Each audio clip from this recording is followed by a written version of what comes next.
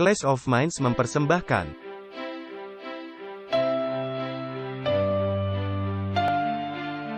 Walter, Faith, Martin, Smith. Martin Luther, tahun 1517. Konsili Trent, tahun 1545. Luka parah, tahun 1798. Kebangunan besar rohani, tahun 1844. Ensiklikal Rerum Novarum, tahun 1891. Konsili Vatikan II, tahun 1962. Paus Francis, tahun 2013. Ensiklikal Laudato Si Perawatan Rumah Kita Bersama, tahun 2015. Pandemi COVID-19, tahun 2019. Pemilihan Presiden Amerika Serikat, tahun 2020. Perang Rusia melawan Ukraina, tahun 2022. WhatsApp Prof 113 Injil Yohanes, hanya untuk telingamu, pekabaran untuk zaman kita bagian 1. Selamat datang kembali dalam episode lain WhatsApp Prof. Halo, Walter. Selamat siang Martin. Apakah Anda sehat? Saya sehat, terima kasih. Mari kita membukanya dengan doa. Bapa Sorgawi, kami memohon kiranya Engkau mencerahkan pikiran kami. Berkati kami dengan Roh Kudus-Mu dalam diskusi ini. Terima kasih memberikan kami kesempatan melakukan hal ini. Di dalam nama Yesus, kami sudah berdoa. Amin. Amin. Martin, kita sedang hidup di hari-hari terakhir. Saya juga meyakini bahwa kita dengan cepatnya sedang menuju ke puncak zaman. Karenanya, adalah penting kita memahami topik-topik mengenai penutupan pintu kasihan. Hujan akhir. Dan segala sesuatu yang berkaitan dengan topik itu. Jadi, kita mempunyai 2 program berturut-turut, di mana kita mendiskusikan peristiwa-peristiwa terbaru. Di mana kita melihat topik-topik berita, perang Rusia lawan Ukraina, dan semua hal yang terkait. Tetapi kita ingin selalu memastikan kita tidak kehilangan pegangan spiritualitas kita. Jadi kita akan membahas Injil Yohanes. Dan bertahun-tahun silam, tepatnya, 4 tahun silam, 5 tahun silam, wah waktu berlalu begitu cepat. Saya pernah memberikan khotbah yang berjudul For Your Ear Only, hanya untuk telingamu. Dan kita akan kembali melihat apa yang dibahas dalam khotbah itu, dikaitkan kepada Injil Yohanes. Tetapi sebelum kita melakukannya, marilah pertama-tama kita membicarakan arti para murid-murid Yesus, dan pekabaran yang mereka bawakan. Saya tidak tahu apakah semua orang menyadari bahwa sesungguhnya urutan-urutan kitab di dalam Perjanjian Baru tidaklah sama dengan yang ada sekarang. Jadi ketika Anda mengambil Alkitab Anda dan melihat Perjanjian Baru, Anda melihat urutan-urutan tertentu. Pertama-tama kitab-kitab Injil, diikuti oleh kitab Kisah Para Rasul. Dan yang sekarang, segera diikuti oleh tulisan-tulisan Rasul Paulus. Dan pada bagian akhir, terdapat kitab Yakobus. Dan kitab Petrus. Dan tulisan-tulisan surat Rasul Yohanes dan kitab Yudas. Nah, pada mulanya, kitab-kitab itu tidak ditempatkan di belakang. Kitab-kitab itu ditempatkan segera setelah kitab Kisah Para Rasul. Jadi, mengapa ada orang yang mengubah urutan-urutan itu, masih merupakan misteri. Tetapi urutan-urutan yang aslinya sungguh bermakna. Bukannya merubahkan isi dari firman Allah. Tetapi ini merubah pikiran dan penyampaian.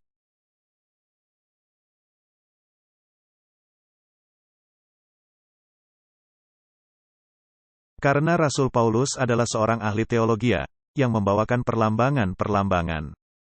Tetapi para penatua gereja, seperti Yakobus dan Yohanes, dan termasuk Rasul Petrus, merekalah yang pada dasarnya memberikan pengarahan akan hal-hal yang mesti dipahami di masa depan. Dan mereka merupakan murid-murid yang keberadaannya langsung ada setelah kenaikan Yesus ke sorga. Benar. Mereka semuanya ada selama 3,5 tahun kemudian. Jadi ini merupakan pekabaran yang ditujukan bagi gereja. Jadi, jika kita melihat urutan-urutan asli dari kitab-kitab Perjanjian Baru. Ketika Perjanjian Baru, pada mulanya dikanonisasi oleh Rasul Paulus, Rasul Peter, dan Rasul Yohanes. Dan ini merupakan aspek penting lainnya, karena ada yang berpikir bahwa oleh gereja, yang menyusun kitab-kitab ini. Dan bahwa gereja Katolik, yang memberikan urutan-urutannya dan semua hal-hal ini. Ini tidak benar. Ini jauh sebelum adanya gereja Katolik. Adanya rasul-rasul, seperti Paulus, Petrus dan Yohanes. Dan merekalah yang menyusun kanon dari Perjanjian Baru. Lalu tulisan-tulisan surat umum, ditempatkan setelah kitab Kisah Para Rasul, dan sebelum tulisan-tulisan surat kitab Roma. Nah, tulisan-tulisan surat umum ini merujuk kepada tulisan-tulisan Rasul Petrus, Yohanes, Yakobus dan Yudas. Jadi tulisan-tulisan surat, kitab Yakobus, 1 dan 2 Petrus. Kitab Yohanes, 1, 2, dan 3 dan kitab Yudas, segera mengikuti kitab Kisah Para Rasul. Dan teks Bizantium masih mengikuti urutan ini. Jadi, ini menarik, ini tidak merubah firman Allah, melainkan merubah cara berpikir Anda, yang dikaitkan dengan Anda bersiap untuk hal yang akan segera terjadi. Benar, ini sama seperti ketika Anda membaca sebuah buku atau novel, lalu Anda mulai dari tengah, kemudian ke awal, kemudian ke akhir. Anda bisa dibenarkan melakukan hal ini, tetapi ini bisa mengubahkan sedikit cara berpikir Anda. Benar sekali. Jadi, apabila urut-urutan ini tetap dipertahankan, maka akan berkurang kebingungan yang berkaitan dengan hukum dan kasih karunia. Karena jika Anda langsung membaca tulisan Paulus, maka Anda bisa menjadi bingung. Dan terimalah kenyataan, bahwa dunia sangat bingung. Itulah yang terjadi. Jadi bukti puding itu enak, kalau kita memakannya, bukan? Jadi jika Anda melihat dunia Kristen, sangat jarang, orang mempelajari kitab-kitab lainnya. Mereka hanya memusatkan perhatian mempelajari tulisan-tulisan Paulus.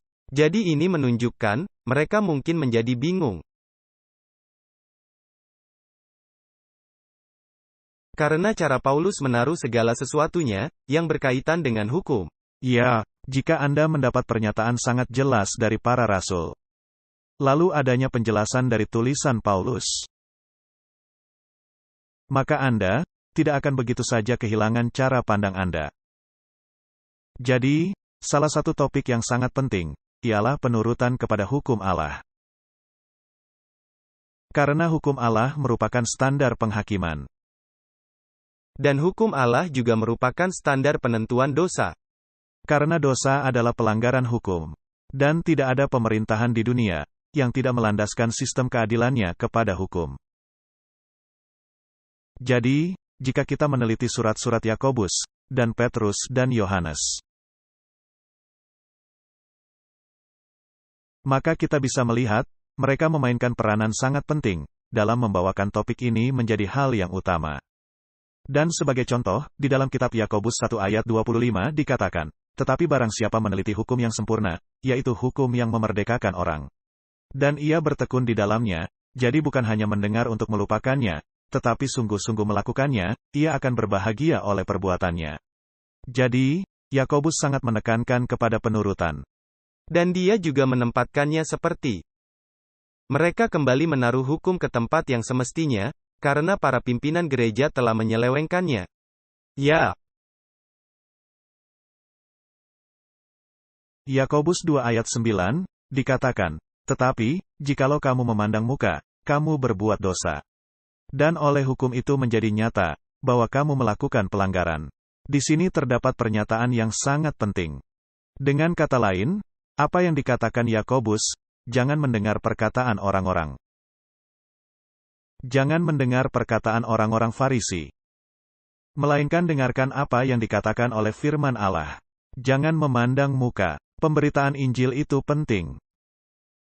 Tetapi hanya bernilai, jika selaras kepada firman Allah.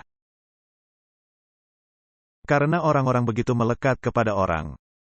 Dan ketika orang itu sangat mengecewakan, mereka membuang segalanya bersama-sama. Dan secara tiba-tiba tidak lagi mempercayai firman. Nah, jangkar Anda semestinya firman Allah. Jangkar Anda janganlah Martin Smith atau Walter Fate, atau siapapun itu di dunia. Jangkar Anda semestinya firman Allah. Dan misalkan kami menjadi sama sekali murtad di suatu waktu, itu tidaklah merubah firman Allah sedikitpun. Dan hal yang sama, seperti yang kita selalu katakan. Jika adanya kemurtadan di dalam gereja, tidaklah berarti keseluruhan gereja menjadi murtad. Benar. Dan ini juga tidak membatalkan kebenaran. Jadi, janganlah memandang muka, melainkan diyakinkan oleh hukum. Karena dengan mudahnya Anda bisa menjadi seorang pelanggar hukum, hanya dengan mengikuti seseorang. Jika orang itu betul-betul meyakinkan, lihat saja iblis, dia sangat meyakinkan, benar, ya. Bahkan jika Anda mengikuti roh, Anda bisa sama sekali salah, jika roh itu tidak selaras kepada hukum. Kepada hukum dan kesaksian, itu adalah Alkitab secara keseluruhan. Yakobus 2 ayat 10, berkata, sebab barang siapa menuruti seluruh hukum itu, tetapi mengabaikan satu bagian daripadanya, ia bersalah terhadap seluruhnya. Yakobus 2 ayat 11, sebab ia yang mengatakan, jangan berzina, ia mengatakan juga, jangan membunuh. Jadi, Martin, mari kita sangat khusus, merujuk kepada hukum apa di sini?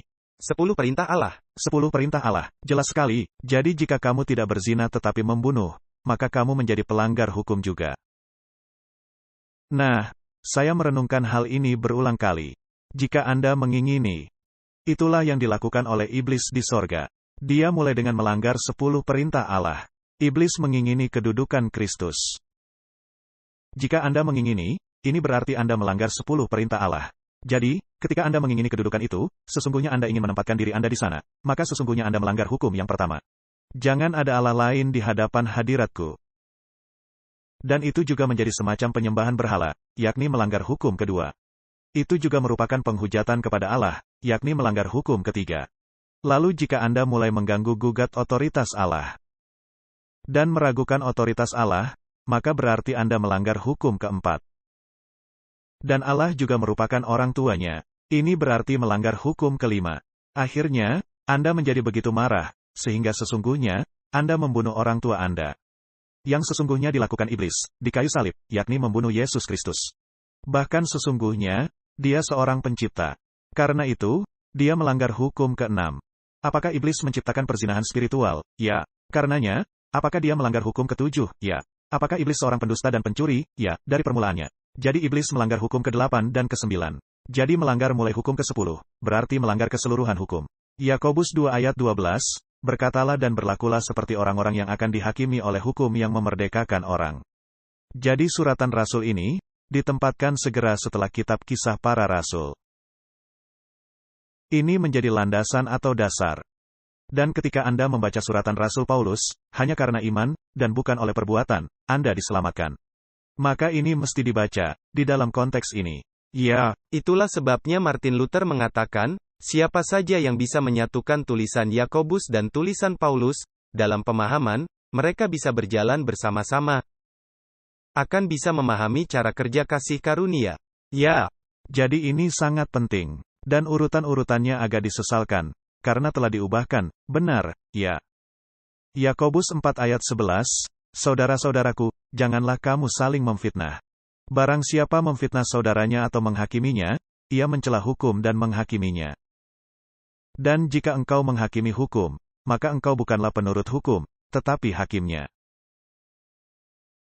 Itu juga merupakan ayat yang sangat menarik. Anda bisa menjadi orang yang menyelewengkan hukum, seperti orang-orang Farisi, sehingga Anda menempatkan diri Anda sebagai hakim. Anda mulai memandang kepada saudara laki-laki Anda, saudara perempuan Anda, dan mulai berkata, pelanggar hukum. Sedangkan kita semua memiliki kelemahan-kelemahan, benar, ya. Dan jika kita mempunyai definisi ketat, yang tidak mesti berdasarkan firman Allah, melainkan berdasarkan pendapat pribadi kita. Seperti yang dimiliki oleh orang-orang Farisi, maka semua orang, yang tidak melakukan hal, tepat seperti yang Anda lakukan, maka menjadi pelanggar hukum. Jadi biarkan Allah saja yang menjadi hakim. Jadi di sini adalah suatu pandangan yang sangat seimbang, yang dinyatakan oleh Yakobus. Jika kita membaca kitab Petrus, maka ada juga di tempat itu, pada permulaannya. Dikatakan di dalam 1 Petrus 4 ayat 17. Karena sekarang telah tiba saatnya penghakiman dimulai, dan pada rumah Allah sendiri yang harus pertama-tama dihakimi. Dan jika penghakiman itu dimulai pada kita, bagaimanakah kesudahannya dengan mereka yang tidak percaya pada Injil Allah? Jadi apakah penurutan itu penting, menurut Petrus? Jelas sekali. Dan Petrus berkata, dimulai dengan diri saya sendiri. Lalu adanya ayat yang sangat menarik ini, yang kebanyakan orang akan menolaknya ada di dalam Alkitab. 1 Petrus 4 ayat 18, dan jika orang benar hampir-hampir tidak diselamatkan, apakah yang akan terjadi dengan orang fasik dan orang berdosa? Nah, ayat itu dianggap sepele. Jangan takabur dan berpikir saya berdiri di landasan kudus, dan saya baik-baik saja. Ini dinyatakan dengan kata takabur. Kitab 2 Petrus 1 ayat 3. Karena kuasa ilahinya telah menganugerahkan kepada kita segala sesuatu yang berguna untuk hidup yang saleh. Oleh pengenalan kita akan Dia, yang telah memanggil kita oleh kuasanya yang mulia dan ajaib. Apakah ini menyertakan adanya perubahan hidup? Ya, bukan hanya di bibir saja, bahwa dikatakan saya berubah. Perbuatan dan buah-buah Anda mesti dinyatakan. Jadi dengan kata lain, Anda tidak bisa berkata, Yesus yang telah membayar lunas segala sesuatunya, saya berhutang kepadanya, dan tidak ada hal yang mesti saya lakukan, kecuali bersantai saja. Tidak, Anda tidak hanya dipanggil untuk mengalami kemuliaan, yakni tabiat dan kebenaran Kristus. Anda juga dipanggil untuk melakukan perbuatan baik. Anda mesti melakukan sesuatu. Kitab 2 Petrus 2 ayat 21. Karena itu bagi mereka adalah lebih baik, jika mereka tidak pernah mengenal jalan kebenaran. Daripada mengenalnya, tetapi kemudian berbalik dari perintah kudus yang disampaikan kepada mereka. Wah, itu sangat berterus terang. Anda tidak bisa memelintir hal itu. Jadi, dengan kata lain, adalah lebih baik untuk tidak mengenal kebenaran. Daripada meninggalkan apa yang telah disampaikan dalam hal kepatuhan dan semua masalah serta kebajikan itu. Tetapi Alkitab sangat menarik, karena sekarang Anda tidak bisa berkata, lebih baik tidak memberitakan Injil, agar mereka tidak pernah tahu apakah mereka akan selamat? Ya, tetapi jika mereka tidak pernah tahu, ada kemungkinan. Atau sangat mungkin, mereka akan terhilang. Tetapi ada juga ayat di Alkitab yang berkata, jika Anda tidak memberitakan firman, darah mereka tertanggung atasmu, Yehezkiel 3 ayat 18. Itu sungguh menarik. Ada juga pernyataan di dalam tulisan roh nubuat yang mengatakan, hampir selamat, tetapi tidak selamat. Jika hampir selamat, berarti sama sekali tidak selamat. Ini sungguh menarik. Sekarang marilah kita melihat kitab Yohanes. Yohanes 14 ayat 21, Yesus yang sedang berbicara. Barang siapa memegang perintahku dan melakukannya, dialah yang mengasihi aku. Dan barang siapa mengasihi aku, ia akan dikasihi oleh Bapa-Ku dan aku pun akan mengasihi dia dan akan menyatakan diriku kepadanya. Ini adalah janji. Ya, jadi, jika Anda menghendaki Yesus menyatakan dirinya, menyatakan prinsip-prinsipnya, maka lebih baik Anda menuruti perintah-perintahnya, benar. Dan juga penting untuk mengingat, Yesus adalah Tuhan yang memberikan kuasa untuk Anda bisa menuruti perintah-perintahnya. Dan kemudian Yesus menyatakan dirinya kepada Anda. Ya, sekarang, mari kita membaca kitab 1 Yohanes 2 ayat 4. Barang siapa berkata, aku mengenal dia, tetapi ia tidak menuruti perintahnya, ia adalah seorang pendusta dan di dalamnya tidak ada kebenaran. Nah, Martin, ketika Anda membaca Alkitab di dalam urutannya yang asli, dan menemukan semua topik ini, akankah Anda menjadi bingung, ketika Paulus berkata, engkau diselamatkan bukan oleh hukum, melainkan oleh kasih karunia? Tidak, karena Anda menjadi tahu, betapa pentingnya hukum ini. Jadi, ketika Paulus mengatakan hal itu, dia sedang berkata, janganlah membuat hal ini menjadi kegiatan manusia. Dalam menuruti hukum-hukum, ini semestinya menjadi kegiatan yang dinyatakan secara ilahi. Sekarang kita melihat kitab Yudas 1 ayat 3. Saudara-saudaraku yang kekasih, sementara aku bersungguh-sungguh berusaha menulis kepada kamu tentang keselamatan kita bersama. Aku merasa terdorong untuk menulis ini kepada kamu dan menasihati kamu, supaya kamu tetap berjuang untuk mempertahankan iman yang telah disampaikan kepada orang-orang kudus. Yudas 1 ayat 4, sebab ternyata ada orang tertentu yang telah masuk menyelusup di tengah-tengah kamu, yaitu orang-orang yang telah lama ditentukan untuk dihukum. Mereka adalah orang-orang yang fasik, yang menyalahgunakan kasih karunia Allah kita untuk melampiaskan hawa nafsu mereka, dan yang menyangkal satu-satunya penguasa dan Tuhan kita, Yesus Kristus. Jadi, bisakah Anda merubah kasih karunia Allah kepada hal yang bisa dipersalahkan? Malangnya, orang-orang melakukannya. Mereka merubah kasih karunia Allah kepada hal yang dipersalahkan. Ya, jadi hal ini ditempatkan segera setelah kitab-kitab Injil. Dan ini mudah dipahami. Sekarang marilah kita melihat kitab Injil Yohanes, karena saya mendapati Injil Yohanes sangat menarik. Ini merupakan hal yang bisa meringkaskan sedikit. Injil Yohanes adalah tidak seperti Injil-Injil sinopsis. Seperti Injil Matius, Injil Markus, Injil Lukas. Ini adalah Injil sinopsis. Injil-Injil ini, pada dasarnya kisah saksi mata, dan sedikit sejarah, yang menceritakan tepat apa yang terjadi. Dan banyaknya pengajaran. Dan cara bagaimana Yesus bekerja.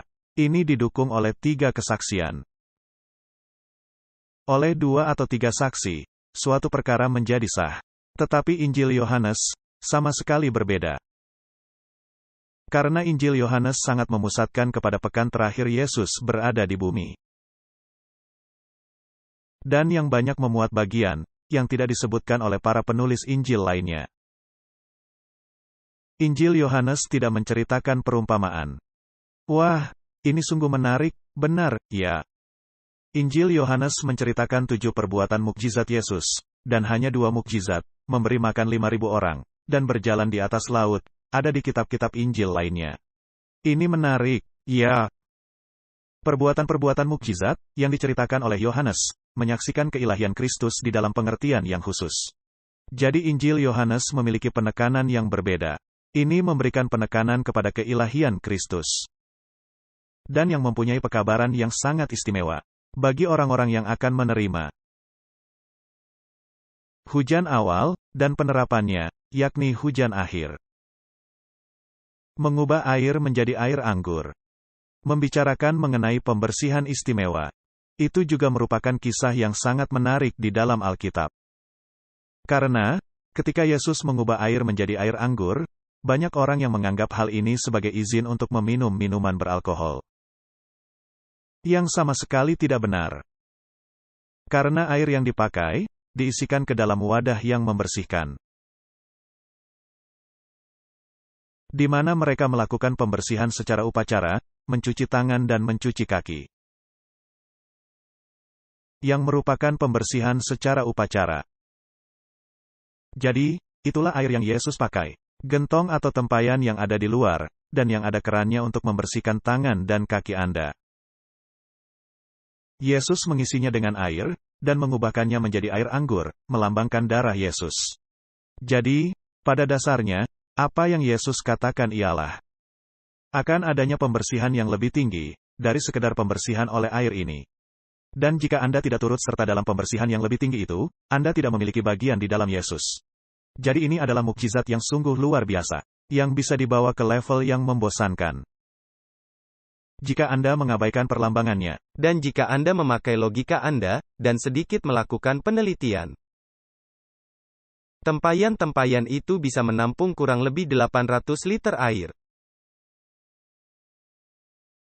Jadi ketika Anda mengundang Yesus di bagian akhir dari pesta perkawinan itu, dan mengubah 800 liter air menjadi air anggur untuk perkawinan. Saya pikir, tidak demikian kejadiannya. Jadi, pastinya ini bukan air anggur yang diasamkan atau fermentasi, karena air anggur asam merupakan lambang dosa. Karena proses fermentasi dipakai sebagai lambang dosa. Jadi semua hal itu mesti dipahami di dalam isinya. Pemberian makan kepada 5.000 orang, menyatakan hal menaungi umat manusia. Jadi itu merupakan mukjizat-mukjizat penting yang disebutkan di dalam Yohanes. Dan Yesus juga memberikan roti hidup. Roti hidup melambangkan diri Yesus itu sendiri. Dan angka 5 merupakan angka manusia. Anda memiliki 5 indera. Jadi, itu mencakup keseluruhan umat manusia, yang diberi makan oleh roti hidup. Mukjizat berjalan di laut. Laut di dalam nubuatan, melambangkan orang banyak, bangsa-bangsa, kerajaan-kerajaan. Jadi, Yesus adalah Tuan atas lautan. Yesus adalah pemilik semesta alam. Yesus berada di atas hukum umum alam. Yesus tidaklah tunduk kepada hukum alam. Yesus berada di atas hukum alam.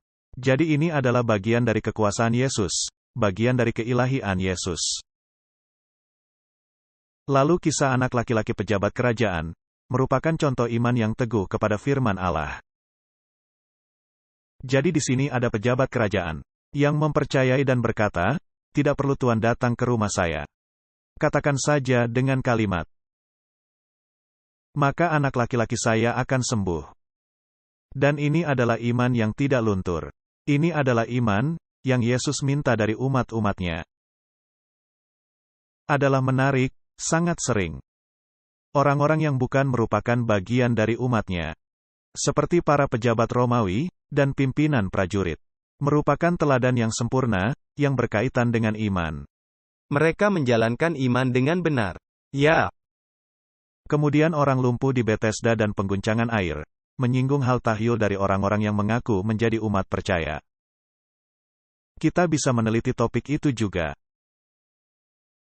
Penyembuhan orang buta merupakan kesaksian kepada para pemimpin gereja, dan kebangkitan Lazarus menjadi mahkota mukjizat Yesus. Jadi, ini pada dasarnya merupakan penekanan dari Injil Yohanes untuk menunjukkan keilahian. Ada unsur lain dari Injil Yohanes yang mesti kita teliti dengan seksama. Pertanyaannya ialah, mengapa tidak ada perumpamaan? Banyak terdapat perumpamaan di dalam Injil sinopsis, mengapa tidak ada perumpamaan di dalam Injil Yohanes? Saya meyakini, seperti kata Yesus, perumpamaan adalah ditujukan bagi orang-orang yang tidak memahami. Tetapi kepada umat-umatnya, Yesus berbicara tanpa memakai perumpamaan. Pemberian perumpamaan merupakan cara hebat dalam pengajaran, yakni tanpa berkata secara terang-terangan, yang bisa menyebabkan kepanikan besar. Anda menyampaikannya dalam bentuk perumpamaan, maka Anda mendapatkan pekabarannya secara tidak langsung. Dan juga kadang-kadang bagi orang-orang tertentu, akan lebih mudah dimengerti dengan memakai perumpamaan daripada tidak. Ya, ini seperti contoh praktis. Tepat sekali. Di dalam kitab Yohanes 16 ayat 25 dikatakan, "Semuanya ini kukatakan kepadamu dengan kiasan. Akan tiba saatnya aku tidak lagi berkata-kata kepadamu dengan kiasan, tetapi terus terang memberitakan Bapa kepadamu." Jadi Injil Yohanes merupakan pembicaraan berterus terang. Ini adalah kesaksian yang bersifat langsung. Dan hal yang menariknya ialah, ini merupakan kesaksian yang membuat marah besar orang-orang Farisi dan para pemimpin Yahudi. Tetapi ada juga pembicaraan yang berterus terang kepada para murid-murid. Dan ini akan kita bahas. Nah, jika kita melihat struktur Injil Yohanes, 13 pasal pertama membahas mengenai topik ini. Dan kebanyakan dari topik ini terjadi dalam bagian terakhir dari pelayanan Kristus. Pasal 13 hingga pasal 17 Injil Yohanes membahas mengenai jam-jam terakhir dari kehidupan Yesus. Ini merupakan bagian intisari dari kitab yang membahas mengenai jam-jam terakhir. Ya, dan hal menarik dari tulisan Roh Nubuat menganjurkan kita merenungkan 1 jam lamanya setiap hari dari jam-jam terakhir kehidupan Yesus. Ya, adalah baik kita melakukan hal itu. Kemudian adanya instruksi khusus yang diberikan kepada para pengikutnya yang terpilih. Dan pasal-pasal yang selanjutnya, membahas mengenai penyaliban, kebangkitan dan peristiwa-peristiwa sebelum kenaikan Yesus ke surga. Jadi ini merupakan bagian intisari yang diberikan kepada para murid-murid di hari-hari terakhir, di bagian akhir dari suatu hari. Jadi, setelah Yudas pergi meninggalkan, tidak satu pun yang tersisa akan terhilang. Ini menarik, Yudas pergi meninggalkan, sedangkan yang lainnya ada di dalam kitab kehidupan. Para murid-murid itu yang akan pertama sekali menerima hujan awal. Demikian juga saya meyakini, di akhir zaman, hujan akhir akan menimpa orang-orang yang sudah dibersihkan dari sindrom Yudas. Jadi, ketika Yudas pergi meninggalkan, para murid-murid yang tersisa akan menerima pencurahan hujan awal. Di akhir zaman, ketika Yudas pergi meninggalkan, kumpulan orang-orang percaya, orang-orang yang tersisa yang akan menerima hujan akhir. Jadi boleh dikatakan, peristiwa ini sebagai penggoncangan mini. Ini adalah penggoncangan. Dan juga Allah menghilangkan ilalang. Ya, Yesus berkata kepada Yudas, "Apa yang hendak kau lakukan, lakukan dengan segera." Yudas telah mengambil keputusan di dalam hatinya. Allah tahu keputusan itu dan Allah tidak mencegahnya. Karena Yesus tahu, Yudas tidak akan bertobat, maka Yesus berkata, "Apa yang hendak kau lakukan, lakukan dengan segera." Dan para murid-murid tidak mengetahui apa maksud perkataan Yesus. Mereka berpikir, Yudas mesti pergi dan mengambil sesuatu. Nah, setelah tindakan pembersihan ini, para murid-murid menerima pekabaran khusus untuk mereka saja. Jadi tidak ada lagi Yudas di dalam kelompok para murid. Pekabaran khusus ini tidak disampaikan kepada halayak ramai, melainkan hanya mendorong semangat para murid. Ini dimaksudkan memberi mereka kuasa, dalam menjalankan tugas mereka dalam pemberitaan firman dengan penuh kuasa. Dengan menerima informasi atau keterangan, yang memisahkan para murid itu, dan yang membentengi mereka terhadap kesalahan-kesalahan dari ahli-ahli Taurat dan orang-orang Farisi. Dengan kata lain, para murid-murid itu mesti demikian ditempatkan ke dalam kebenaran, hingga mereka tak tergoyahkan. Ya, dan hal itu disebut pemeteraian, Martin. Ya, masa pemeteraian. Dalam cara yang sama, kita mesti diberi kekebalan terhadap kesalahan-kesalahan ini. Segala macam angin pengajaran akan bertiup. Dan di tengah-tengah semua ini, Anda mesti berpegang kepada instruksi yang tegas. Saya meyakini, kita sedang hidup di masa ini, kita semua sedang duduk di dalam perjamuan terakhir. Dengan segera, akan ada pengguncangan. Para Yudas akan bangkit dari meja dan pergi meninggalkan. Ada orang yang berkata, "Wah, semestinya para murid yang pergi meninggalkan, dan Yudas yang diam di tempat." Tidak begitu caranya, melainkan sesuai dengan apa yang terjadi. Gereja Laodikia tidaklah pergi meninggalkan. Gereja Laodikia mengalami hal yang dimuntahkan. Ya, apa yang hendak kau lakukan, lakukan dengan cepat. Yudas mesti pergi meninggalkan. Apakah Yudas akan menjadi saudara seiman penuduh? Sungguh pasti. Yudas mungkin saja menyesal pada akhirnya, tetapi tetap dia menjadi saudara seiman penuduh. Dan Yudas akan membawa para pemimpin untuk menganiaya Anda. Ini merupakan perlambangan yang sangat menarik. Kita mesti memahaminya. Kita mesti merenungkannya secara mendalam.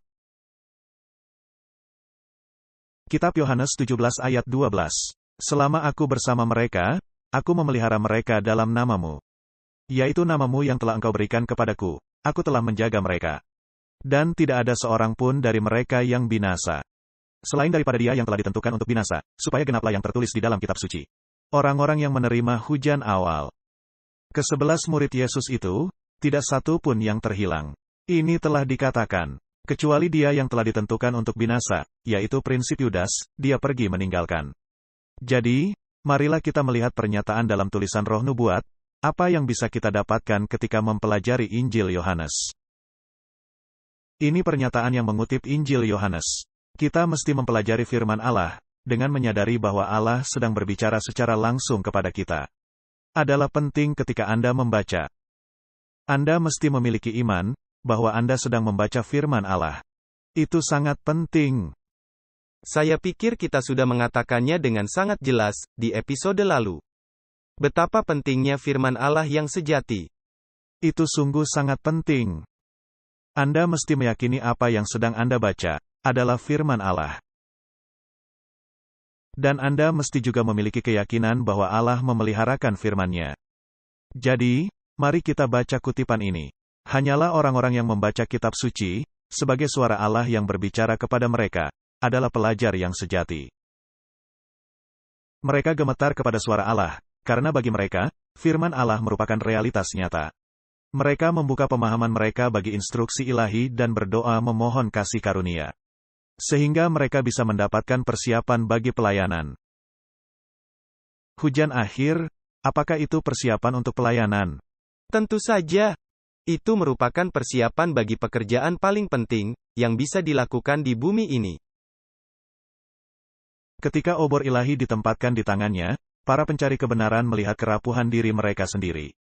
Kelemahan diri mereka sendiri, ketidakberdayaan diri mereka sendiri, untuk memandang kepada diri mereka sendiri bagi kebenaran. Ini sungguh indah. Ini mencakup keseluruhan tulisan Rasul Paulus. Orang itu melihat bahwa di dalam dirinya sendiri, tidak ada yang bisa dibanggakan kepada Allah. Mari kita kembali melihat kepada para murid-murid awal ini. Pada perjamuan makan terakhir, para murid telah mendapat instruksi selama 3,5 tahun dalam Universitas Kristus. Dan mereka sempurna, benar, tidak. Mereka patut disesalkan. Jadi, kita juga patut disesalkan juga, benar, tepat sekali. Mereka saling berbantah-bantah dalam perjalanan menuju ke tempat perjamuan, siapa yang menjadi yang terbesar, ya. Mereka sedang berbantah-bantah, siapa yang layak duduk di samping kiri dan kanan Yesus. Benar. Jadi mereka mengikuti diri mereka sendiri. Dan mereka belum menyadari keadaan mereka yang tanpa pengharapan dan tidak ada apa-apanya. Mereka tidak memiliki hal yang bisa dibanggakan kepada Allah. Orang itu akan berdoa memohon Roh Kudus, yang menjadi perwakilan Kristus, menjadi penuntun yang selalu sedia untuk membawanya kepada seluruh kebenaran. Orang itu mengulangi janji dalam Yohanes 14 ayat 26 tetapi penghibur, yaitu Roh Kudus, yang akan diutus oleh Bapa dalam namaku. Dialah yang akan mengajarkan segala sesuatu kepadamu. Jadi begitulah cara kita memahami Injil Yohanes. Ini merupakan instruksi terakhir oleh Allah semesta alam kepada orang-orang yang akan menjadi perwakilannya. Jadi, betapa pentingnya pekabaran ini. Sungguh luar biasa. Ini ada kutipan lainnya dari Review and Herald. Kehendak Allah, yang berkaitan kepada umatnya, dinyatakan dengan sangat berterus terang. Dalam pasal 6, pasal 13, pasal 14, pasal 15, pasal 16. Pasal 17 dari kitab Injil Yohanes. Nah, semua itu merupakan bagian di mana Yesus berbicara kepada para muridnya, secara intens, penuh instruksi. Yang memberi petunjuk-petunjuk, hal-hal penting dalam menjalankan misi mereka. Kemudian setelah itu, barulah pasal yang membahas mengenai penyaliban itu sendiri. Jadi kita mesti memahami isi Injil Yohanes, pasal 6, pasal 13, pasal 14, pasal 15, pasal 16 dan pasal 17. Obat penawar ilahi bagi dosa seluruh dunia, ada di dalam kitab Injil Yohanes. Kitab Yohanes 6 ayat 54, barang siapa makan dagingku dan minum darahku. Kristus menyatakan, ia mempunyai hidup yang kekal dan aku akan membangkitkan dia pada akhir zaman. Jadi, jika kita tidak menyerap tabiat Kristus, yang diwujudkan dalam penurutan kepada seluruh hukum Allah, maka kita tidak akan selamat. Dan hal ini juga merujuk kepada akhir zaman, ketika Yesus mengatakan perkataan ini kepada para murid-muridnya pada masa itu. Ini secara perlambangan berlaku kepada kita yang sedang hidup di akhir zaman. Itulah sebabnya, kita mesti mempelajarinya. Orang itu mungkin mati seperti Kristus mati. Tetapi kehidupan juru selamat ada dalam diri orang itu. Hidupnya disembunyikan bersama Kristus di dalam Allah. Yesus berkata, aku datang, supaya mereka mempunyai hidup, dan mempunyainya dalam segala kelimpahan. Yohanes 10 ayat 10b. Dia menjalankan proses besar, yang dengannya orang percaya dijadikan satu dengannya dalam kehidupan sekarang ini. Untuk menjadi satu dengannya sepanjang kekekalan. Jadi, Anda tahu, beberapa orang akan mati, tetapi jika engkau memiliki Kristus di dalam dirimu, maka orang itu tidak mati, melainkan mempunyai hidup kekal. Saya pernah berpikir beberapa hari lalu, ketika Allah berfirman, pada hari engkau memakan buah itu, hari itu juga engkau akan mati. Itu sesungguhnya, merupakan pernyataan belas kasihan. Karena iblis membenci orang-orang yang sudah menerima Kristus sebagai juru selamat pribadi mereka, dan iblis memburu mereka, membuntuti mereka, dan mencoba membinasakan mereka dan membuat hidup mereka menderita. Jadi kehidupan di bumi ini, banyak bahayanya yang tak terduga. Lalu Anda menjadi lebih tua, dan menjadi lelah, dan pada akhirnya, Anda menjadi begitu tua dan lelah, sehingga menghendaki tidur. Maka pada saat itu, kematian menjadi hal belas kasihan, bukan? Dan sekali saja Anda tidur, tidak seorang pun yang bisa memburu Anda lagi. Tidak seorang pun yang mengejar Anda. Tidak seorang pun yang menganiaya Anda. Mereka bisa saja menjadi sangat marah kepada Anda.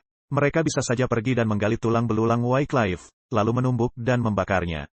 Menumbuknya sampai menjadi bubur, dan melemparkannya ke sungai dengan penuh amarah. Tidak ada manfaatnya, karena Wycliffe tidak tahu apa-apa. Dia sama sekali merasa damai, beristirahat di dalam Kristus. Sementara semua orang-orang di sekitarnya dipenuhi sumpah serapah. Bahkan tukang pajak juga tidak bisa lagi mengejar Anda. Tidak seorang pun yang bisa mengejar Anda. Ini sesungguhnya suatu keadaan yang berbelas kasihan. Dan ketika tibanya hari kebangkitan, itu akan sangat mulia. Ada orang-orang yang sekarang ini, yang akan menyampaikan hal kepalsuan sebagai ujian kebenaran. Sama seperti orang-orang Yahudi yang membawakan perkataan-perkataan manusia, sebagai roti dari sorga. Perkataan-perkataan yang tidak bernilai, diberikan kepada umat-umat Allah, sebagai makanan rohani. Sementara jiwa-jiwa sedang kelaparan untuk roti kehidupan. Dongeng telah dirancangkan, dan manusia mencoba menjalin dongeng ini menjadi jaringan. Orang-orang yang melakukan hal ini, akan pada suatu hari, akan melihat pekerjaan mereka, sama seperti yang dilihat oleh makhluk-makhluk surgawi. Mereka telah memilih sebagai pondasi, benda-benda seperti kayu, jerami, dan rumput kering. Padahal mereka memiliki firman Allah. Dengan semua kekayaan dan kuasanya, di mana mereka bisa mengumpulkan harta kebenaran yang sangat berharga. Seberapa penting, pernyataan itu, bagi kita yang hidup sekarang ini?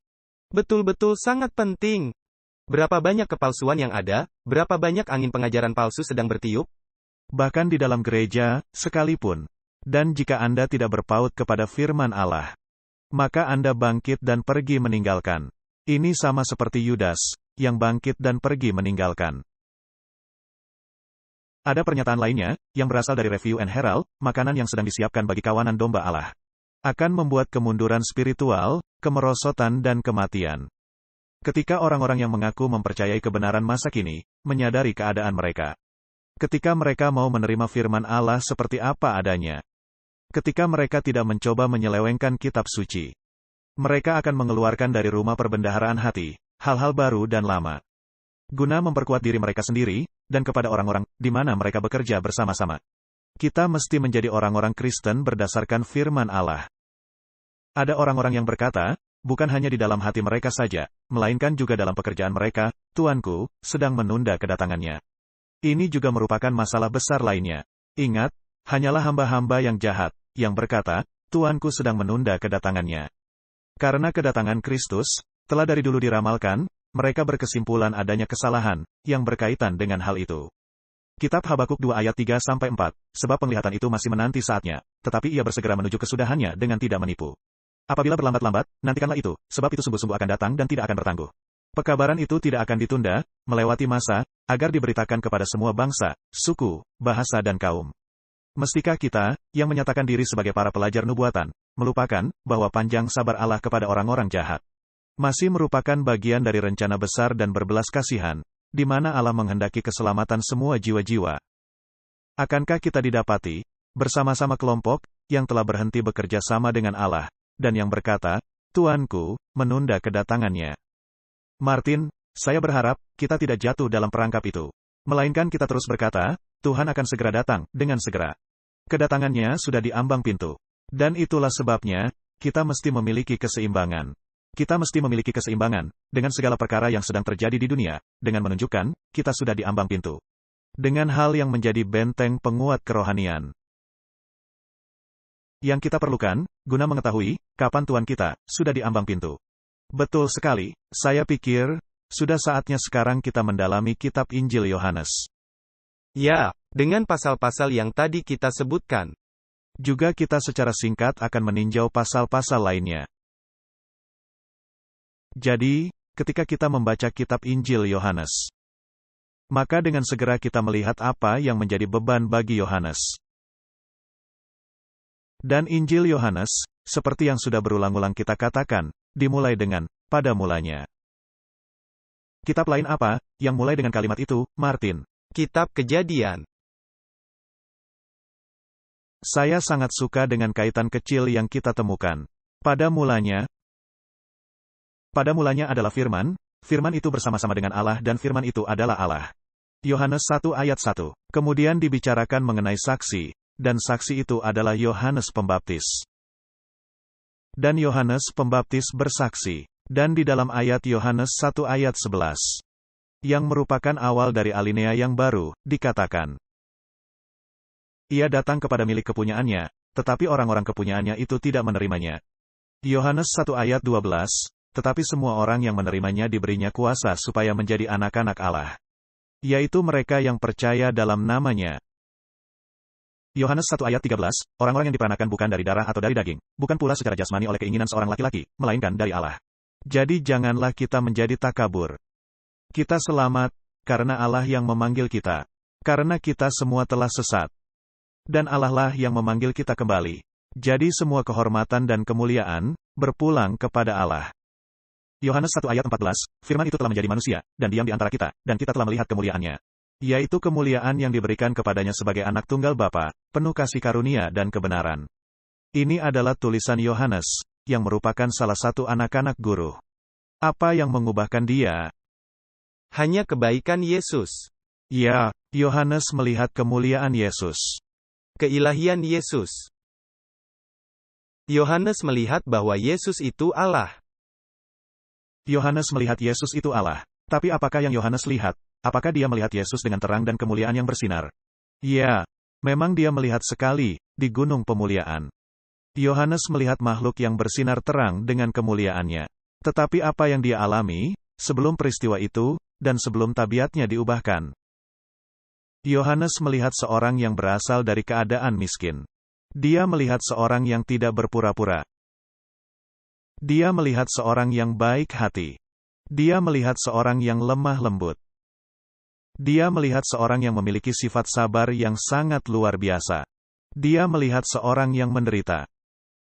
Dia melihat cara Yesus menangani penderitaannya. Dan Yohanes merasa heran. Dan Yohanes berpikir kepada dirinya sendiri, setelah beberapa saat, saya berharap bisa seperti itu. Saya adalah salah satu anak-anak guru, dan berharap bisa seperti itu.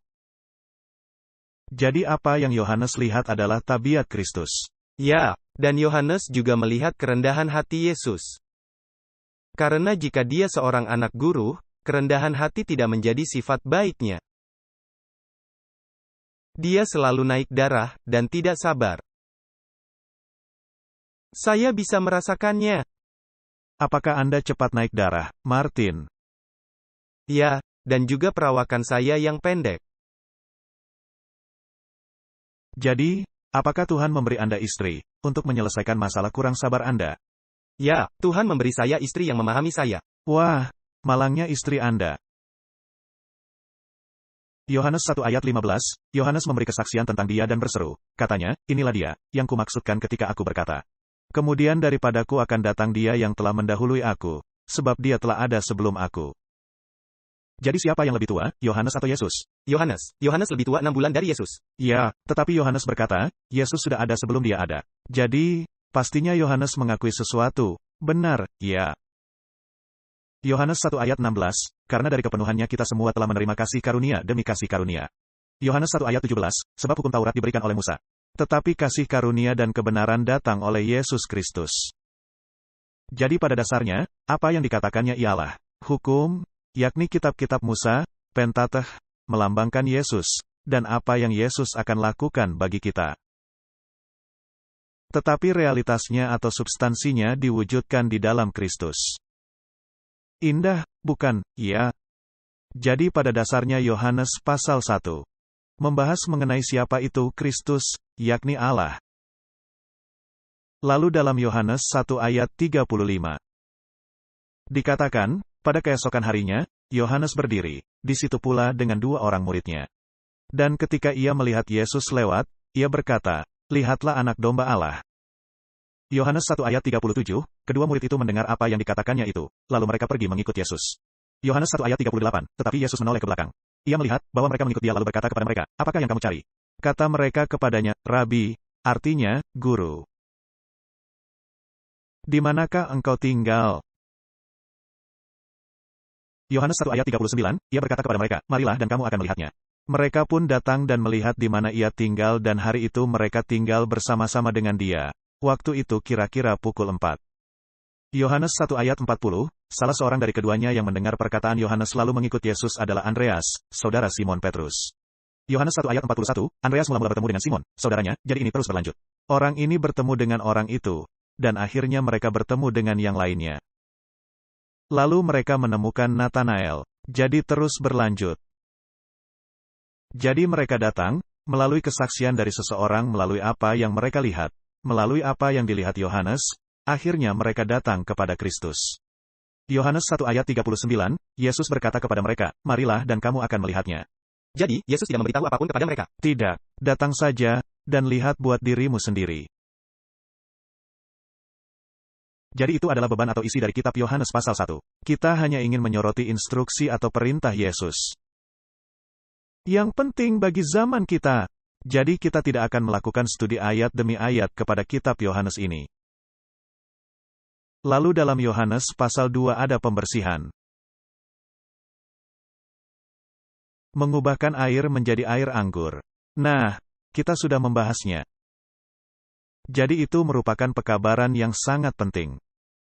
Pembersihan atau penyucian yang sejati harus melalui darah anak domba. Yohanes pasal 3 membicarakan mengenai Nikodemus. Anda mesti dilahirkan kembali. Anda mesti mendapat cara berpikir rohani. Dan diskusi ini sungguh menarik. Ini membahas begitu banyak aspek. Ini membahas mengenai siapa itu Yesus. Kita lihat Yohanes 3 ayat 7, dikatakan, "Janganlah engkau heran, karena aku berkata kepadamu, kamu harus dilahirkan kembali." Perlu adanya kelahiran kerohanian. Jika melihat Yohanes 3 ayat 14, Yesus berkata, "Dan sama seperti Musa meninggikan ular di padang gurun, demikian juga anak manusia harus ditinggikan." Itu merupakan petunjuk yang sangat penting, dan Nikodemus menyerap hal itu. Dan ketika penyaliban Yesus terjadi, Nikodemus memahami maknanya, bahwa Kristus mesti menjadi dosa menggantikan kita. Para murid melarikan diri. Tetapi Nikodemus mengingat pernyataan Yesus ini. Lalu adanya pelajaran yang sangat penting yang selanjutnya. Yohanes 3 ayat 15, supaya setiap orang yang percaya kepadanya tidak binasa, melainkan beroleh hidup yang kekal. Yohanes 3 ayat 16, karena begitu besar kasih Allah akan dunia ini, sehingga ia telah mengaruniakan anaknya yang tunggal.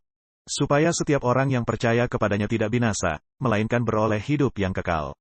Yohanes 3 ayat 17, sebab Allah mengutus anaknya ke dalam dunia bukan untuk menghakimi dunia, melainkan untuk menyelamatkannya oleh Dia. Itu kemungkinan merupakan ayat paling terkenal di dalam kitab Injil Yohanes. Bahkan mungkin di seluruh Alkitab. Nah, itu bisa menjadi kesimpulan dari tabiat Allah di dalam Alkitab. Ini merupakan pembedaan antara agama sejati dengan agama palsu. Setiap agama yang tidak memeluk hal itu memiliki konsep salah mengenai tabiat Allah. Yang sungguh menyedihkan, ya, dan setelah kita membaca apa yang Yesus beritahukan kepada Nikodemus. Dan ini sangat penting. Karena dalam Yohanes 3 ayat 18, Yesus memberitahu Nikodemus, barang siapa percaya kepadanya, ia tidak akan dihukum. Barang siapa tidak percaya, ia telah berada di bawah hukuman. Sebab ia tidak percaya dalam nama Anak Tunggal Allah. Itu adalah mengenai tabiat. Nama berhubungan dengan tabiat. Anda tidak memiliki konsep apa itu Allah, jika Anda tidak memahami Yesus. Ini merupakan beban Yohanes, anak guru yang memandang kepada Yesus, dan menyadari bahwa tabiat dalam dirinya tidak sempurna. Ini adalah penting, seperti apa kata Anda. Ini membicarakan mengenai tabiat, bukan sekedar pelafalan nama Yesus. Nah, Yesuslah yang mengucapkan semua perkataan-perkataan ini. Jika Anda membaca kitab Injil Yohanes, semua perkataan Yesus dicetak dalam huruf merah. Yesuslah yang sedang berbicara. Mari kita mencari saksi yang lainnya. Sekarang kita melihat kitab Yohanes. Yohanes 3 ayat 22. Dan Yohanes 3 ayat 23. Dan ini dicetak tebal di dalam Alkitab saya, yang menandakan ini adalah alinea baru. Sesudah itu Yesus pergi dengan murid-muridnya ke tanah Yudea.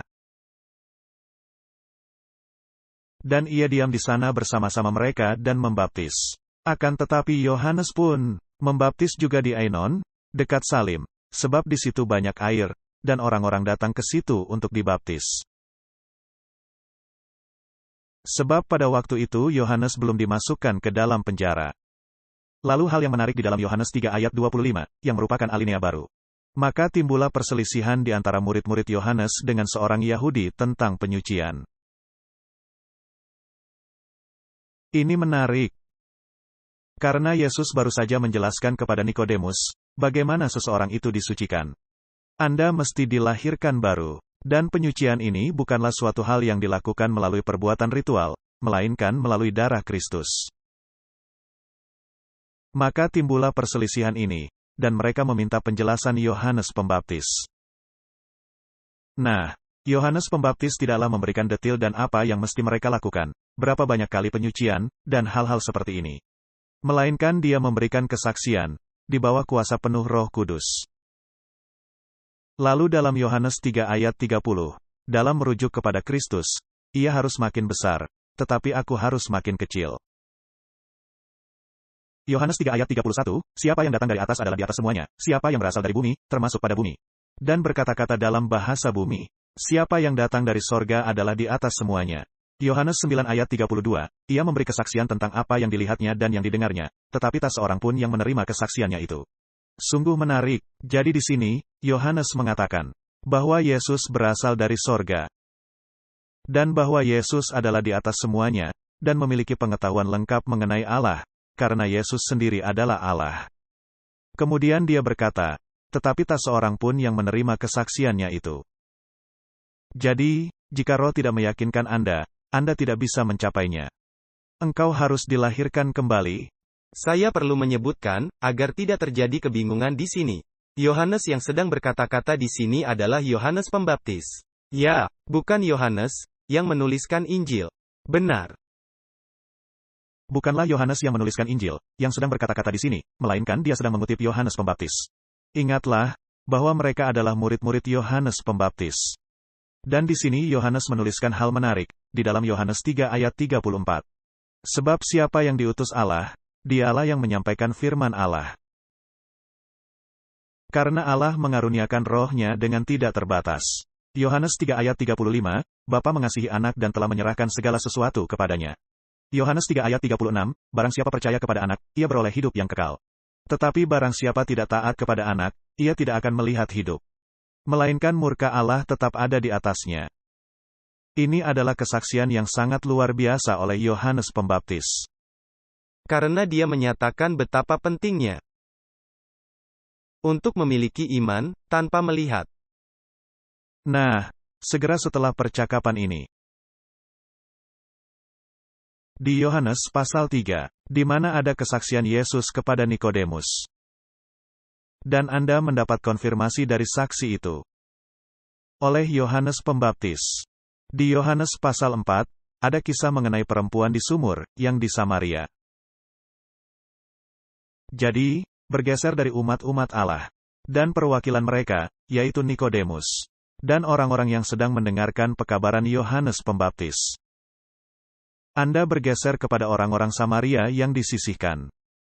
Kisah ini di dalam kitab Injil Yohanes, untuk menunjukkan bahwa Yesus tidaklah memandang muka. Tidak seperti apa yang mungkin telah dilakukan oleh orang-orang Yahudi. Kisah selanjutnya membahas mengenai perempuan ini. Dan perempuan, secara perlambangan, melambangkan gereja. Jadi gereja Allah meliputi seluruh umat manusia, bahkan kepada orang-orang Samaria yang disisihkan. Dan perempuan ini, ketika dia mengakui Yesus sebagai Mesias, dia berlari menuju ke kotanya dan berkata, Yohanes 4 ayat 29, mari, lihat, di sana ada seorang yang mengatakan kepadaku segala sesuatu yang telah kuperbuat. Dia yang mengetahui segala sesuatunya. Ini adalah Mesias. Perempuan itu tidak memiliki keraguan-raguan sedikitpun. Dan ini menunjukkan bagaimana kasih Allah itu meliputi semua umat manusia. Dia menemukan jawaban tepat. Dan sesungguhnya, ini adalah kali pertama, di mana Yesus secara berterus terang berkata bahwa dia adalah Mesias. Ini sungguh luar biasa, ini tidak dikatakan kepada Nikodemus. Ini tidak dikatakan kepada orang lainnya. Yesus mengatakannya hanya kepada perempuan Samaria. Yesus tidaklah mengatakannya kepada orang yang semestinya mengetahuinya. Ya, dan di dalam Yohanes 4 ayat 25-26. Jawab perempuan itu kepadanya, aku tahu bahwa Mesias akan datang. Yang disebut juga Kristus, apabila ia datang, ia akan memberitakan segala sesuatu kepada kami. Yohanes 4 ayat 26, kata Yesus kepadanya, akulah dia, yang sedang berkata-kata dengan engkau. Sungguh luar biasa. Kepada seorang perempuan Samaria, Yesus berkata, akulah Mesias. Mengenai hal apa itu, jika dikaitkan dengan penginjilan, Anda tidak mesti menahan-nahan. Engkau harus pergi ke seluruh dunia. Yang tidak tahu mengenai Mesias, yang tidak tahu firman ini, dan berkata, Yesus adalah Mesias. Itulah hal yang mesti Anda sampaikan. Jadi, Martin ada pekerjaan yang mesti dilakukan. Karena bagian terbesar umat manusia menyangkal bahwa Yesus adalah Mesias. Mari kita lanjut ke Yohanes pasal 5, di dalam pasal ini diceritakan mengenai kisah yang terjadi di kolam Bethesda. Di mana ada orang yang lumpuh, tak berdaya, dan terbaring selama 38 tahun. Ini sungguh merupakan periode waktu yang sangat menarik. Karena masa 38 tahun itu melambangkan pengembaraan bangsa Israel di padang gurun. Ketika mereka harus kembali, ketika mereka telah tiba menuju Kanaan. Mereka sesungguhnya bisa masuk Kanaan, tetapi mereka tidak masuk. Mereka mengembara selama 40 tahun, tetapi 2 tahun telah terlewati. Dan mereka harus kembali, untuk jangka waktu 38 tahun lagi. Karena mereka tidak percaya. Karena bangsa Israel mempercayai tahyul-tahyul, dan tidak mempercayai firman Allah sepenuhnya. Jadi, terdapat orang tak berdaya ini, yang sudah terbaring di situ, selama jangka waktu itu. Jadi, orang itu merupakan perlambangan dari orang-orang Yahudi yang mengembara dan tidak percaya. Mengalami penderitaan dalam pengalaman di padang gurun yang menimpa mereka. Dan orang itu terbaring di kolam ini. Dan mereka mempercayai, air kolam akan berguncang, ketika seorang malaikat turun. Dan ini merupakan tahyul yang mereka miliki. Dan Yesus menyapa orang itu dan berkata, "Apakah kau ingin disembuhkan?" Dan orang itu berkata, Yohanes 5 ayat 7, jawab orang sakit itu kepadanya, "Tuhan, tidak ada orang yang menurunkan aku ke dalam kolam itu." Itu merupakan suatu pernyataan yang menyedihkan, tidak seorang pun. Padahal ada orang-orang suci, yang menganggap dirinya demikian, di sekitar orang itu. Tetapi tidak ada yang menolongnya. Tetapi tidak ada yang menolongnya. Orang itu berkata, tidak seorang pun. Dan Allah langsung mengadakan mukjizat, di mana terjadi di hari Sabat. Hal ini sangat membuat marah orang-orang Yahudi. Ini menjadi pemicu pertentangan antara penyembahan sejati dan penyembahan palsu. Apakah ada pelajaran bagi kita sekarang ini? Jelas sekali. Apakah ada ritual di dunia, di mana orang-orang mempercayai akan terjadi sesuatu? Jika Anda melakukan sesuatu hal khusus, jika Anda mengikuti ritual, atau pergi ke penyembuh iman tertentu, dan Anda mempercayai, jika Anda bisa pergi ke tempat-tempat khusus, seperti Lourdes, atau tempat lainnya, di sana kemungkinan kesembuhan Anda lebih besar, dibandingkan jika Anda tetap di rumah. Betapa janggalnya, bahwa Allah tidak ada di semua tempat. Anda harus menjalankan kunjungan berziarah ke tempat-tempat tertentu, agar bisa mendapat kasih karunia Allah. Tidak perlu. Itu adalah agama palsu. Jadi, apa yang Yesus lakukan? Di dalam Injil Yohanes, pasal 5 ini, Yesus sedang membicarakan agama-agama palsu. Jadi, penyembuhan yang terjadi di kolam Bethesda ini merupakan suatu titik tumpu, yang sangat penting. Karena menciptakan kesempatan, bukan hanya untuk pencerahan, melainkan, keluar dari pertentangan ini, yang muncul antara Yesus dengan orang-orang Farisi. Kebenaran disampaikan kepada mereka. Dan mereka bisa menerima atau menolaknya. Karena bagaimanapun juga mukjizat besar telah terjadi. Dan adanya para saksi. Meskipun banyak hal yang terjadi secara waktu bersamaan, seperti yang Anda sebutkan. Yesus sedang berdiri, di antara orang lumpuh ini dan kolam, dan Yesus pun bahkan tidak memandang kepada kolam. Yesus pun bahkan tidak memandang kepada kolam. Yesus mengabaikan kolam, karena kolam itu merupakan suatu sistem kepercayaan tahyul, yang mereka telah terima, yang menyangkal kuasa Allah, dan yang mengandalkan kekuatan manusia, untuk merangkak dan masuk ke dalam kolam itu. Jadi Yesus menunjukkan kepada mereka, "Akulah penyembuh. Lihatlah padaku." Dan hal kedua, yang Yesus lakukan, Yesus melakukan mukjizat itu pada hari Sabat, guna menunjukkan kepada mereka, Yesus adalah penyembuh, dan Tuhan atas hari Sabat. Benar, itulah sebabnya di dalam Yohanes 5 ayat 16. Dan karena itu orang-orang Yahudi berusaha menganiaya Yesus, dan mencoba membunuhnya, karena ia melakukan hal-hal itu pada hari Sabat. Kemudian Yesus membuat marah besar orang-orang Yahudi, karena dia berkata, Yohanes 5 ayat 17, tetapi ia berkata kepada mereka, Bapakku bekerja sampai sekarang, maka aku pun bekerja juga. Yohanes 5 ayat 18, sebab itu orang-orang Yahudi lebih berusaha lagi untuk membunuhnya. Bukan saja karena ia melanggar hari Sabat, tetapi juga karena ia mengatakan bahwa Allah adalah Bapanya sendiri dan dengan demikian menyamakan dirinya dengan Allah. Orang-orang Yahudi memahami sepenuhnya perkataan Yesus, bahwa Yesus adalah Allah. Dan sekarang bagaimana bisa Anda berkata, Yesus melanggar hukum hari Sabat? Bagaimana bisa Yesus melanggar Sabat, jika Yesus adalah Tuhan atas hari Sabat? Jadi, Yesus tidaklah melanggar hari Sabat. Yesus melanggar Sabat, hanya menurut pendapat orang-orang Yahudi. Iya, menurut aturan manusia. Apakah akan terjadi kasus serupa yang segera terjadi? Ya.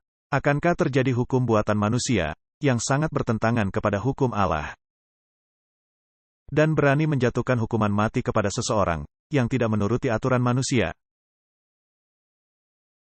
Kita sedang menuju kepada keadaan yang sama, Martin. Kemudian Yesus menjawab.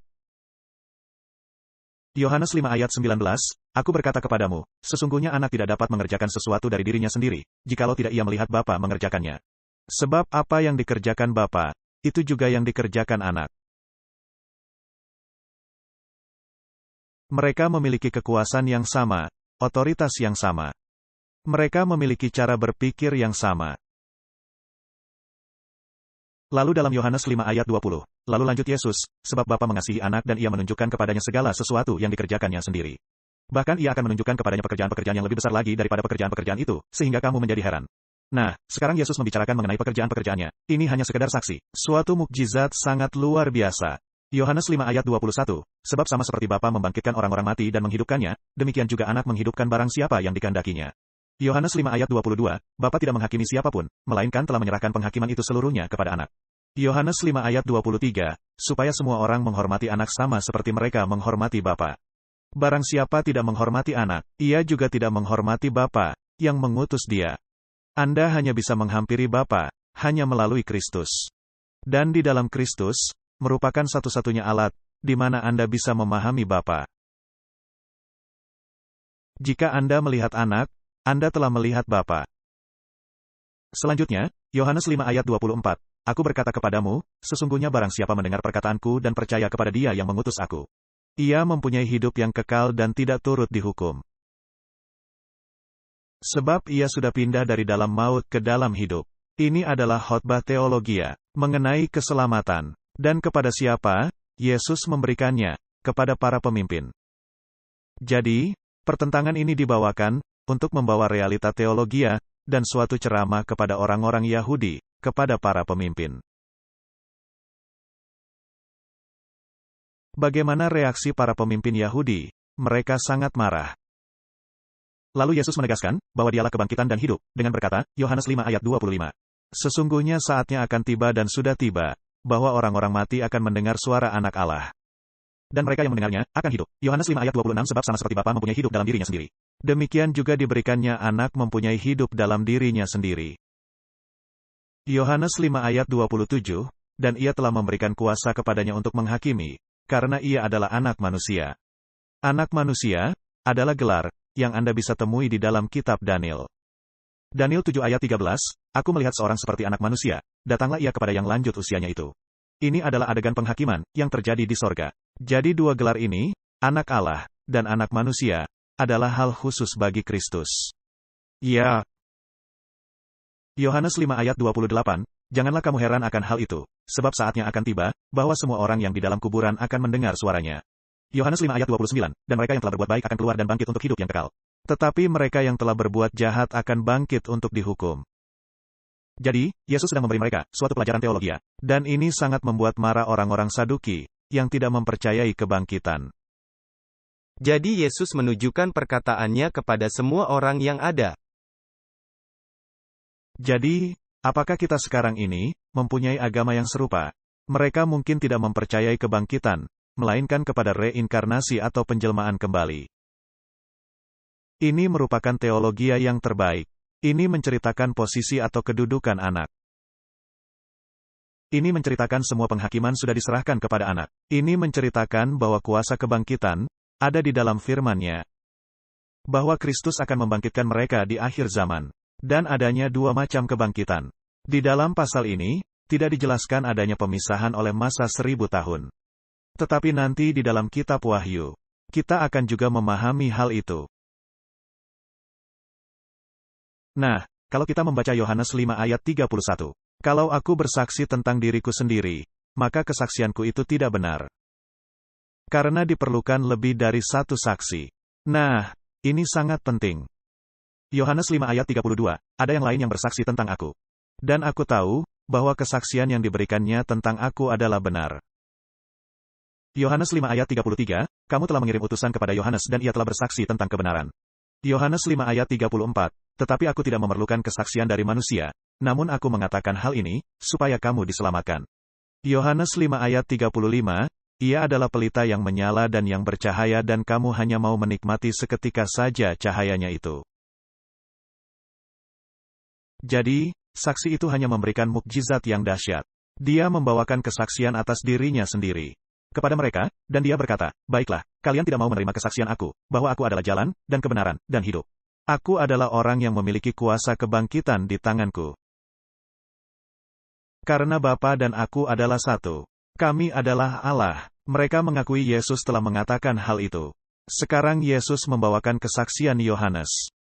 Dan Yesus berkata, Yohanes menyaksikan akan hal-hal ini, seperti yang baru kita baca. Ketika Yohanes menyaksikan semua hal ini. Lalu dalam Yohanes 5 ayat 36, Yesus berkata, tetapi aku mempunyai suatu kesaksian yang lebih penting daripada kesaksian Yohanes. Yaitu segala pekerjaan yang diserahkan Bapa kepadaku, supaya aku melaksanakannya. Pekerjaan itu juga yang kukerjakan sekarang, dan itulah yang memberi kesaksian tentang aku, bahwa Bapa yang mengutus aku. Jadi di sini ada saksi yang lainnya. Yohanes 5 ayat 37, Bapa yang mengutus aku. Dialah yang bersaksi tentang aku. Kamu tidak pernah mendengar suaranya, rupanya pun tidak pernah kamu lihat. Yohanes 5 ayat 38, dan firman-Nya tidak menetap di dalam dirimu, sebab kamu tidak percaya kepada Dia yang diutusnya. Jadi, Martin, apa yang Yesus katakan adalah adanya sejumlah saksi, yang menyaksikan kenyataan. Bahwa Yesus adalah seperti yang Yesus katakan. 1. Ketika Yesus berbicara mengenai dirinya sendiri. Yesus berkata, baiklah, saksi itu tidak benar, karena aku menyaksikan tentang diriku sendiri. Tetapi bagaimana dengan Yohanes Pembaptis? Kalian senang dengan terangnya yang sebentar saja. Dia menyaksikan hal yang tepat sama. Tetapi sekarang kalian tidak mempercayainya, karena kalian tidak ingin mempercayai aku. Lihatlah, anak domba Allah. Ya. Kemudian Yesus berkata, bagaimana dengan pekerjaan-pekerjaan itu menjadi saksi, bahwa aku adalah seperti yang aku nyatakan. Pernahkah kalian melihat orang lumpuh, bangkit dan berjalan hanya karena perkataanku? Di hari Sabat dan menuduh aku sebagai pelanggar hukum, karena peristiwa itu. Sedangkan aku menunjukkan, akulah Tuhan atas hari Sabat. Akulah pencipta, dan kalian menyucikan hari Sabat, sebab aku berkata, akulah yang menciptakan langit dan bumi, hanya dalam waktu 6 hari. Tetapi kalian tidak mau mengakui aku sebagai Allah pencipta, ketika aku memberikan kehidupan kepada seseorang yang telah mati. Selama 38 tahun, dalam suatu pengertian. Dan Yesus berkata, Bapa juga menjadi saksi. Di mana Bapa memberikan kesaksian, di baptisan Yesus, ketika Bapa berkata, inilah anakku yang kukasihi. Kepadanyalah aku berkenan. Matius 3 ayat 17. Dan orang-orang mendengar suara itu. Jadi ada saksi dari sorga. Ada saksi di bumi. Yohanes Pembaptis. Pekerjaannya menyaksikan. Dan kemudian Yesus berkata di dalam Yohanes 5 ayat 39, kamu menyelidiki kitab-kitab suci. Sebab kamu menyangka bahwa olehnya kamu mempunyai hidup yang kekal. Tetapi walaupun kitab-kitab suci itu memberi kesaksian tentang aku. Jadi ada 4 saksi. Yohanes Pembaptis bersaksi. Pekerjaan bersaksi, Bapa bersaksi. Dan kitab-kitab suci bersaksi. Jadi tidak ada keraguan mengenai topik ini. Jadi, Martin, sekarang kita telah meletakkan pekerjaan pondasi. Bagi pekabaran yang akan diberitakan kepada umat-umat Allah. Guna menyiapkan mereka bagi hujan akhir. Yang selaras dengan pekabaran kepada para murid-murid, yang menerima hujan awal. Saya pikir, kita mesti beristirahat sejenak, dan menyambungnya di kesempatan lain, dalam episode yang selanjutnya. Terima kasih. Bisakah Anda melayangkan doa, ya? Bapa Sorgawi, kekayaan dan keindahan Injil Yohanes.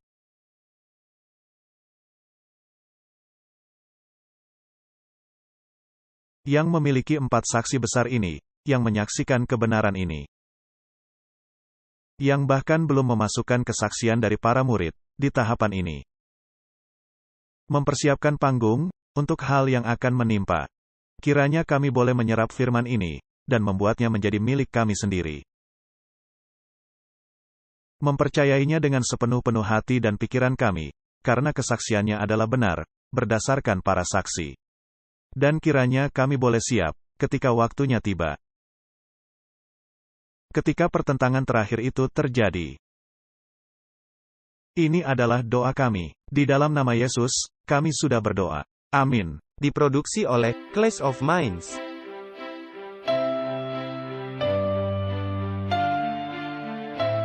Menampilkan pembicara, Walter Faith dan Martin Smith.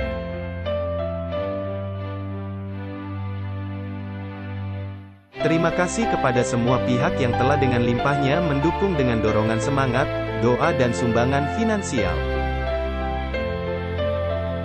Untuk informasi lebih lanjut Clash of Minds.